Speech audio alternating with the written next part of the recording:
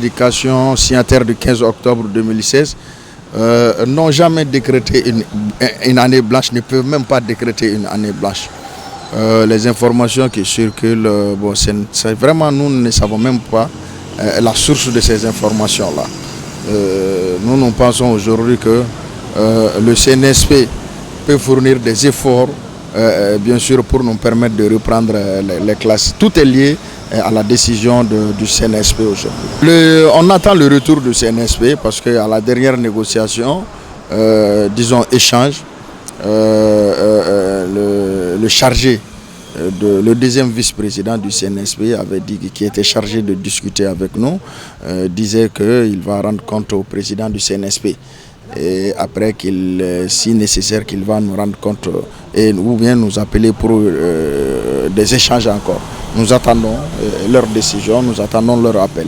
Donc nous sommes à ce niveau. En ce qui concerne l'argent, nous avons la certitude que les fonds pour l'application de l'article 39 ont été mobilisés. Nous avons cette certitude-là et nous ne voulons pas que ces fonds mobilisés-là soient utilisés à d'autres fins. Parce qu'aucun sacrifice n'est de trop pour l'éducation. Et il est temps aujourd'hui que le pays aussi pense aux enseignants et à l'école malienne.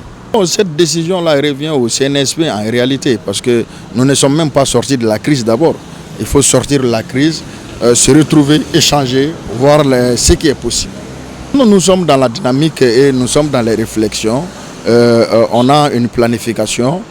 Dans les jours à venir, si le CNSP ne réagit pas, les enseignants vont réagir pour se faire entendre. Je pense que c'est une prise de conscience de la part des élèves. Ils ont compris aujourd'hui que ce n'est pas une affaire des enseignants seulement, c'est une affaire de l'école malienne. Et l'école, bien sûr, concerne aussi les élèves. Donc s'ils manifestent aujourd'hui, afficher leur volonté d'aller à l'école, je pense que les autorités et les parents d'élèves, on est tous interpellés.